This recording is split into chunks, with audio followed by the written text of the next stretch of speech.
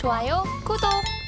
펀스탁TV 황호준 외환시장 분석연구원님 화상으로 연결해 봅니다. 연구원님 안녕하십니까? 네, 안녕하세요. 네, 반갑습니다. 간밤에 뉴욕 증시 하락으로 마감이 됐고 이슈들을 좀 분석을 해봤는데 국내 증시에 초점을 좀 맞춰 보도록 하겠습니다. 어제 국내 증시 내내 좀 흘러내리는 모습이었죠? 네, 그렇습니다. 전일 증시는 시장이 끝까지 밀리게 되면서 이제 대부분의 종목들이 상승을 이어가지 못한 참 아쉬운 하루였습니다. 코스피는 상승 종목 수 대비해서 하락 종목 수가 약 3배가량 많았고요. 코스닥은 5배 정도가 많았죠. 시장이 반등 없이 종가까지 끝까지 밀리는 장에서도 이 테마 종목들로의 수급 순환도 많이 약한 모습을 보여줬습니다. 그럼에도 불구하고 상한가를 기록한 종목들이 상당히 눈에 띄었는데 어제도 역시 네옴시티였죠. 대표적으로 웰크론한텍의 상한가 마무리, 인디에프의 상한가 진입이 상당히 눈에 띄었는데요. 기존의 네옴 대장격인 종목인 유신과 한미글로벌의 움직임이 상당히 둔화된 가운데에서 2, 3등 종목들이 튀어주었습니다. 기존의 네옴시 대장격인 한미글로벌은 특히 지난 상승 랠리 속에서 저점 대비 약 5배의 상승을 기록을 하는데 네옴시티 자체가 워낙 광범위한 사업군으로 수준의 기대감이 있는 건 맞지만은 현재 네옴 테마로 올라온 종목들은 대부분 시총 1,000억 원 미만으로 시총이 적거나 혹은 정치 테마로 섹터로 엮여 있는 게 사실상 가장 큰 상승의 원동력이었습니다. 이와 관련해서 이낙연 더불어민주당 전 대표의 정계복귀 기대감으로 정치 테마 섹터가 다시금 활발해지고 있는데요. 대표적으로 주연테크의 27% 상승, 남아토건의 15% 상승, 남순 알미늄의 6% 상승이 눈에 띕니다. 대체로 이 정치 테마주는 개별 테마 이슈의 마지막을 알리는 신호탄으로서 시장에서는 그렇게 좋지 않은 시그널로 해석이 되는데요. 이 정치 테마주들은 극심한 변동성을 되게 동반하기에 투자에는 신중하게 접근하시는 걸 권장드리고요. 이외에도 개별 테마 이슈로는 피코그램의 무상증자 소식 상한가, 약 30일부터 애플페이 도입이 기대가 있는 이 하잉크 코리아의 상한가 마무리, 중앙 D&M의 공항철도 전동차 공급 계약으로 상한가 마무리가 눈에 띄는 장이었습니다. 이처럼 현재 시장을 주도하고 있는 섹터는 네옴이 맞지만은 초기의 네옴 테마처럼 엄청난 상승보다는 이미 살짝 분산이 돼버리는 모습으로 시장은 마무리가 되었습니다. 이러한 장세에서 여러분들께서는 종목의 바닥을 찾기보다는 근시일 내에 호재가 있거나 호재가 없어도 꾸준한 거래량이 잘 붙어주는 대형주 위주의 매매를 권장드립니다. 이 너무 먼 미래를 노려서 진입을 할 경우 테마가 형성이 되지 않아 버리게 되면은 철저하게 시장에서 외면이 될 가능성이 상당히 높기 때문에 현재는 단기적으로 수익을 내는 전략이 수익률이 높을 전망입니다. 네, 어제 국내 증시 포인트로 정리를 좀 해주셨습니다. 관련돼서 오늘 시장에 좀 영향을 미칠 만한 이슈들도 바로 좀 짚어보도록 할 텐데요. 첫 번째 이슈입니다. 정부가 일회용품 사용 줄이기 정책에 대해서 1년 동안 참여형 계도 기간을 두기로 했다라는 이슈가 있는데요. 24일부터 점차적으로 이 환경부가 시행되는 조치 가운데서도 특히 뭐 비닐봉지, 플라스틱, 빨대 이런 것들에 대한 사용에 대해서 금지를 좀 하겠다. 이야기가 나오고 있습니다. 저도 생활을 하면서 일회용품을 줄여야겠다는 생각을 하는데 이 정부의 생각은 주변에서 안 보이면 좀 덜 쓰지 않을까 하는 그 기간을 좀 두는 것 같습니다. 관련돼서 자세한 내용 짚어주신다고요? 네.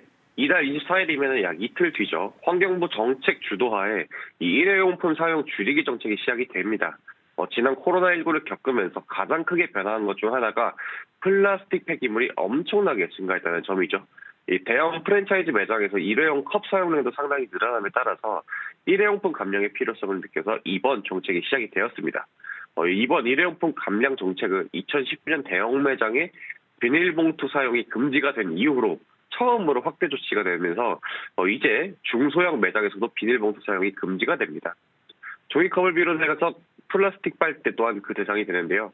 이처럼 급격한 변화에 따라 시행 자체는 이틀 뒤인 24일이 되겠지만은 1년간의 계도 기간을 정해서 제도를 안정적으로 안착시킬 계획이라고 환경부는 밝혔습니다.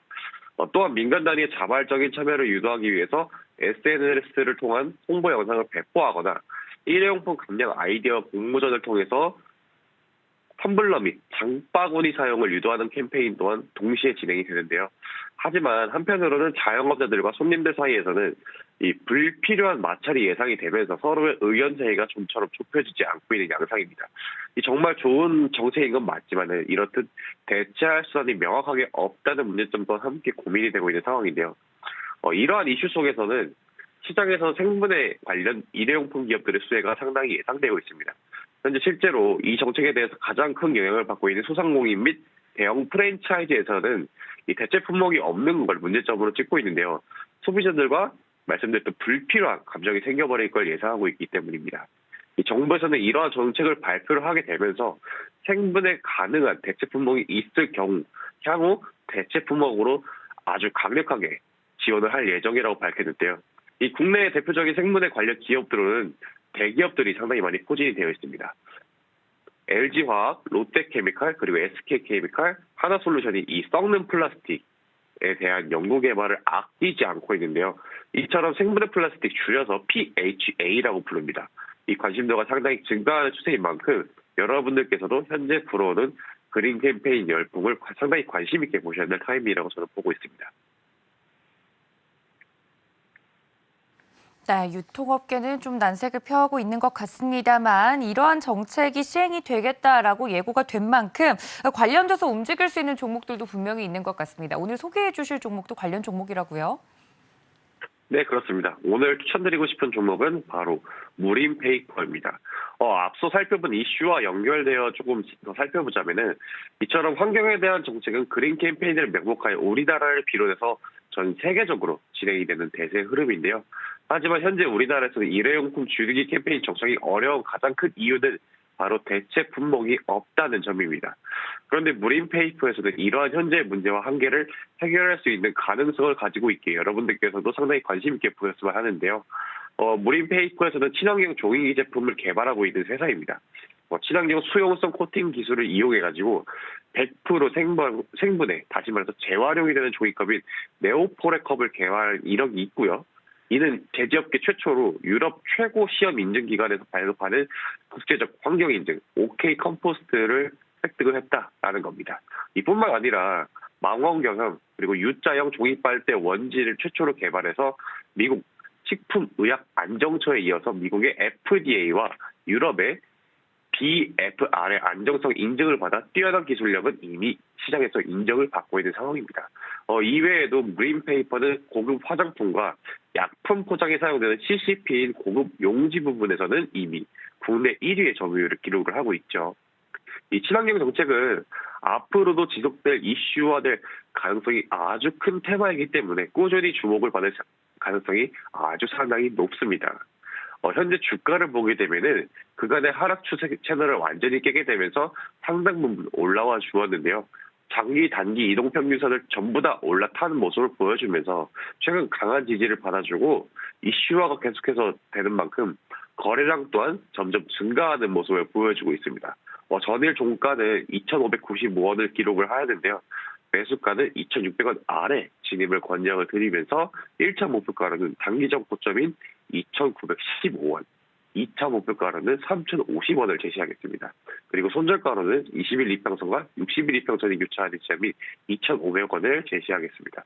정리를 해드리자면은 진입가 2,600원 이하, 손절가는 2,500원, 1차 목표가는 2,915원, 2차 목표가는 3,050원으로 바라보시면 되겠습니다. 네, 오늘 관련돼서 또 살펴본 종목 무림페이퍼 자세하게 가격 전략까지 이야기를 해드렸으니까 여러분들 이 점까지 참고해 주시면 좋겠습니다. 자, 그렇다면 연구원님 저희 오늘장 작전도 세워봐야 될 것 같습니다. 뉴욕 증시 같은 경우 흐름도 보니까 좀 제한적이던데 국내 증시도 좀 보수적인 접근이 유효한지 궁금합니다. 어떤 작전 세워볼까요? 네, 이번 주 목요일 그리고 금요일 미국은 블랙 프라이데이와 추수감사절로 인해서 조기 폐장 그리고 휴장 이슈가 있습니다.